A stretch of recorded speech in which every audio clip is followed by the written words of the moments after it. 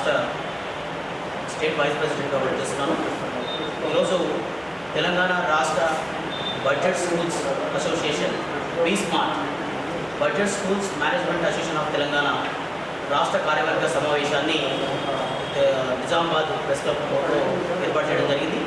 ఈ కార్యక్రమానికి ముఖ్య అతిథిగా రాష్ట్ర అధ్యక్షులు శేఖర్ రెడ్డి గారు, అలాగే సంస్థ ప్రధాన కార్యదర్శి మల్లారెడ్డి గారు, అలాగే సంస్థ కోశాధికారి శ్రీనివాస్ గారు, రంగారెడ్డి జిల్లా అధ్యక్షులు నారాయణ రెడ్డి గారు, నగరెడ్డి జిల్లా కోశాధికారి మునిందర్రావు గారు, అలాగే రాష్ట్ర ఉపాధ్యక్షులు షఫీ గారు, దయాకర్ రెడ్డి గారు,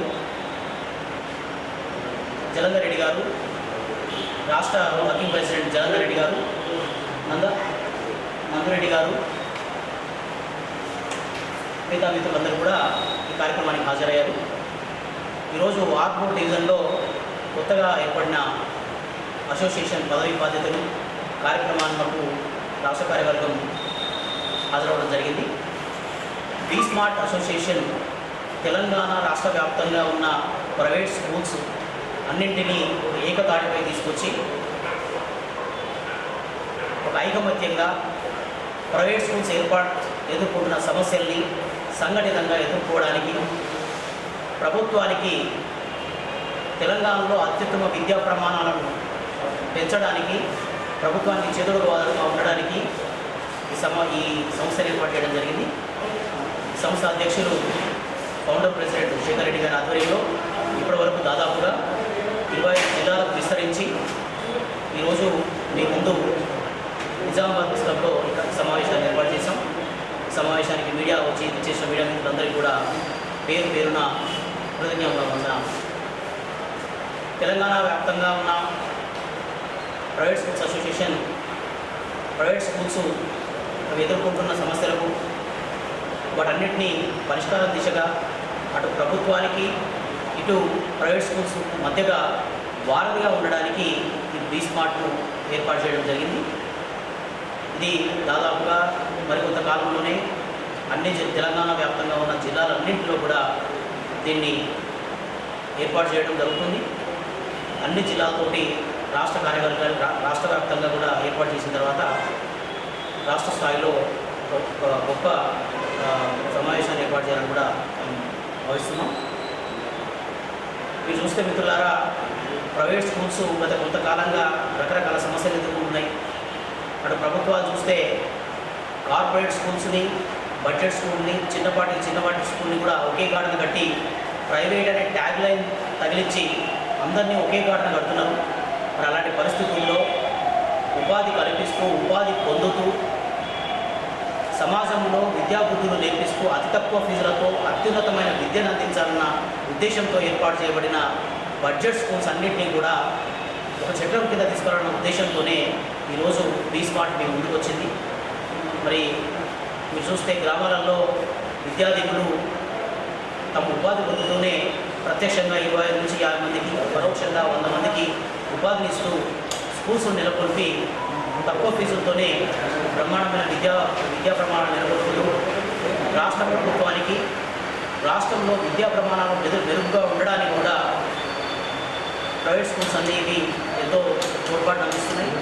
మరి ఇలాంటి పరిస్థితుల్లో ప్రభుత్వం నుంచి మాకున్న సమస్యల్ని బీస్మార్ట్ ద్వారా త్వరలోనే ప్రభుత్వ పెద్దలందరినీ కూడా ఇద్దరికి తీసుకెళ్ళడానికి జిల్లాల వ్యాప్తంగా పర్యటన చేస్తూ ప్రైవేట్ స్కూళ్ళలో ఉన్న సమస్యలన్నింటినీ కూడా తెలుసుకుంటూ ఈ అసోసియేషన్ ద్వారా రాష్ట్ర కార్యవర్గానికి చేర్చి రాష్ట్ర కార్యవర్గం కూడా త్వరలోనే సీఎం గారిని కలిసి ప్రైవేట్ స్కూల్స్ ఎదుర్కొంటున్న సమస్యలపైన చర్చించడానికి, వాటిలో పరిష్కారం కనుగొనడానికి బీస్మార్ట్ మిషన్ తెలియజేస్తూ ఈ సమావేశాన్ని ఉద్దేశించి రాష్ట్ర అధ్యక్షులు రాష్ట్ర ప్రధాన కార్యదర్శి మల్లారెడ్డి గారిని మాట్లాడాల్సిందిగా కోరుతున్నాను. తెలంగాణ రాష్ట్రం ఆవిర్భావం తర్వాత తెలంగాణ రాష్ట్రంలో ఉన్నటువంటి ప్రైవేట్ విద్యా సంస్థలకు ఏదో జరిగి ఇందులో ఉన్నటువంటి ఉపాధ్యాయులకు, ఇందులో ఉన్నటువంటి యాజమాన్యాలకు ఒక మంచి అవకాశం లభిస్తుంది. నిరుద్యోగులకు ఉద్యోగాలు వస్తాయి. మరి అలాగే ప్రైవేట్ విద్యా సంస్థలకు రాయితీలు ఇస్తాం అని చెప్పి తెలంగాణ ఉద్యమంలో సకల జనుల సమ్మెలో 45 రోజులుగా మేము తెలంగాణ రాష్ట్ర సాధన కోసం అనేక ఉద్యమాలు చేసి రోడ్లపైన ధర్నాలు కావచ్చు, వారికి కావాల్సినటువంటి మద్దతు కావచ్చు, తెలంగాణ రాష్ట్రం సిద్ధించడానికి అనేక కార్యక్రమాలు చేసి తెలంగాణ రాష్ట్రం వస్తే ప్రైవేట్ విద్యా సంస్థలు కూడా బాగుపడతాయి, కార్పొరేట్లు పాల్గొంటాం అని చెప్పి ఇచ్చినటువంటి నాయకులు ఇచ్చినటువంటి మాటలతో ఉద్యమం చేసినాం. మరి రాష్ట్ర సాధనలో ముందున్నాం. కానీ ఇప్పటికీ 10 సంవత్సరాలు అయినప్పటికీ ప్రైవేట్ విద్యా సంస్థలపైన ప్రభుత్వాలు మారినా సీతకన్నులాగానే నడుస్తూ ఉన్నది. కాబట్టి తెలంగాణ రాష్ట్రంలో దాదాపు 10,000 పైన బడ్జెట్ పాఠశాలలు, దాదాపు 6 లక్షల మంది నిరుద్యోగులు ఉపాధి పొందుతూ ఉపాధ్యాయులుగా పనిచేస్తున్నారు, మెరుగైన విద్యను అందిస్తున్నారు. తెలంగాణ రాష్ట్రంలో ఇంత ఉత్తీర్ణత శాతం మరి విద్యాభివృద్ధి జరుగుతున్నది అంటే కేవలం ప్రైవేట్ విద్యా సంస్థలని చెప్పి అందరూ ముక్తకంఠంతో చెప్తున్నప్పటికీ మరి ప్రైవేట్ విద్యా సంస్థలపైన రాయితీలు ఇవ్వడం లేదు. మరి ప్రైవేట్ విద్యా సంస్థలలో పనిచేసేటువంటి ఉపాధ్యాయులకు బీమా సౌకర్యం ఎందుకు కల్పించడం లేదు ప్రభుత్వం? మరి వారికి డబుల్ బెడ్రూమ్లలో ఒక ఇల్లు అవకాశం ఎందుకు ఇస్తలేదు? పేద ఉపాధ్యాయులే కదా బడ్జెట్ పాఠశాలలో పనిచేస్తున్నటువంటి వాళ్ళు ఒక నాణ్యమైన విద్యను అందిస్తున్నారు కదా. తెలంగాణ రాష్ట్ర పునరాభివృద్ధికి కంకరబద్దులవుతున్నారు కదా. బంగారు తెలంగాణ పునర్నిర్మాణంలో భాగస్వామ్యం అవుతున్నాం కదా.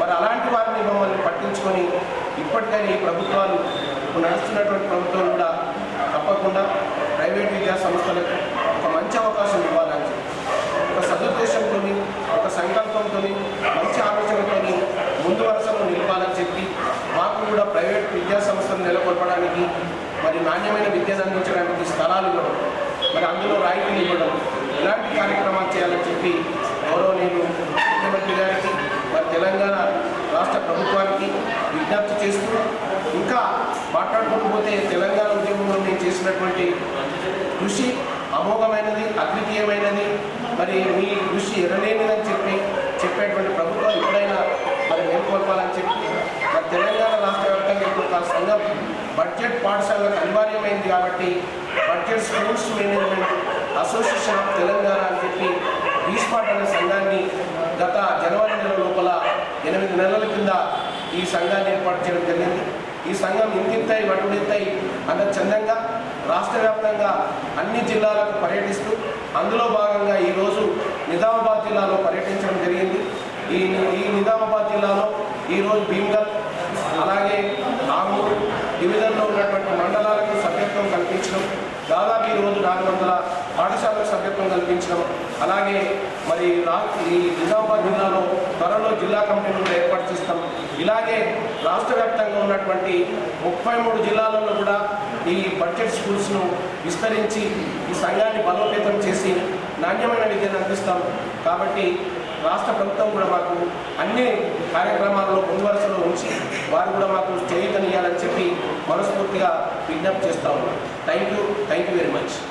ఇప్పుడు రాష్ట్ర అధ్యక్షులైనటువంటి శ్రీపతి శేఖర్ రెడ్డి గారు మాట్లాడుతారు. శ్రీపతి శేఖర్ రెడ్డి, స్టేట్ ప్రెసిడెంట్ ఈస్పాట్ budget schools management association of Telangana. గత 25 సంవత్సరాలుగా నేను ప్రైవేట్ పాఠశాలల సంఘంలో పనిచేస్తూ ఉన్నాను. అనివార్య కారణం వల్ల కొత్త సంఘం ఏర్పాటు చేయడం జరిగింది. సుమారుగా మన తెలంగాణలో 11,000 విద్యా సంస్థలు ఉన్నాయి. సుమారు 22 నుంచి 23,000 గవర్నమెంట్ విద్యా సంస్థలు ఉన్నాయి. మొత్తం 60 లక్షల మంది స్టూడెంట్స్ చదువుతుంటే దాంట్లో సుమారుగా 30 లక్షల మంది 34 లక్షల మంది ప్రైవేట్ విద్యా సంస్థలు చదువుతున్నారు. 24 నుంచి 25,000 మంది 26 లక్షల మంది గవర్నమెంట్ విద్యా సంస్థలు చదువుతున్నారు. మేము చేస్తున్న కృషి విద్యా వ్యాప్తి కోసం రాష్ట్ర వ్యాప్తంగా ఎనలేనిది, విలువ కట్టలేనిది. సమాజంలో మన తెలంగాణలో అక్షరాభివృద్ధి జరగాలి అంటే మాత్రం జరుగుతున్నదంటే మాత్రం కేవలం ప్రైవేట్ విద్యా సంస్థల వల్ల మాత్రమే సాధ్యమవుతుంది. గవర్నమెంట్ కొంతవరకు పనిచేస్తుంది కానీ మెజారిటీ పని అంటూ ప్రైవేట్ విద్యా సంస్థలు చేస్తున్నాయి. అందులో ఉన్న 11-12,000 స్కూళ్ళలో 1000 స్కూళ్ళు మాత్రమే కార్పొరేట్ ఇంటర్నేషనల్ స్కూల్స్, మిగతా 11,000 స్కూళ్ళు ప్రైవేట్ చిన్న బడ్జెట్ పాఠశాలలు. ఇవి ఏంటంటే రాను బడ్జెట్ పాఠశాలలో పోటీ తక్కువ పెరగడం, కాంపిటీషన్ పెరగడంతో కొంత క్షీణిస్తూ వస్తున్నాయి. ప్రభుత్వం నుంచి మేము కొంత సహాయాన్ని కోరుతూ ఉన్నాం. నిలదొక్కుకోవాలి, అందరికీ విద్యను అందించాలి, రాష్ట్ర వ్యాప్తంగా అక్షరాభివృద్ధి జరగాలి. ఇప్పుడు మనం అక్షరాభివృద్ధి అనేది మనము భారతదేశంలో చూసుకుంటే మనది మొత్తం 28వ స్థానంలో ఉంది. 33, 34 మొత్తం మన రాష్ట్రాలు అంటే దాంట్లో 27 స్థానం చాలా వెనుకబడి ఉంది. మనము ఫస్ట్ సెకండ్ ప్లేస్కి రావాలంటే అక్షరాస్యతలో చాలా అంటే చాలా కష్టపడాల్సిన సందర్భం ఉంది. కాబట్టి మేము ప్రభుత్వాన్ని కోరేది ఏంటంటే ప్రైవేట్ విద్యా సంస్థలను కొంత ఆదుకోవాలని మేము కోరుతా ఉన్నాం. పర్టికులర్గా గ్రామీణ ప్రాంతాల్లో ఉన్న విద్యా సంస్థలు కొంచెం కిందికి జారుతూ ఉన్నాయి. స్ట్రెంత్ పరంగా కానీ ఆర్థికంగా కానీ అన్ని విధాలు నష్టపోతూ ఉన్నారు. వాళ్ళని పైకి తీసుకురావడానికి ప్రభుత్వం తమ సహాయ సహకారాలు అందించాలని స్మార్ట్ తప్ప నేను ప్రభుత్వాన్ని కోరుతూ ఉన్నాను. ఈరోజు భీమ్గల్లో ఆర్మూర్ డివిజన్ మీటింగ్ జరిగింది. దాంట్లో మా సంస్థ సభ్యులందరూ పాల్గొన్న తర్వాత కొత్తగా కమిటీని ఏర్పాటు చేశాము. ఆ కమిటీ సభ్యులందరికీ అభినందనలు తెలియజేస్తున్నాను. ఈ ఆర్గనైజ్ చేయడం లోపల మనం బాగా యాక్టివ్గా పార్టిసిపేట్ చేసింది మా బ్రదర్ షెఫీ గారు, తర్వాత మన నందురెడ్డి గారు.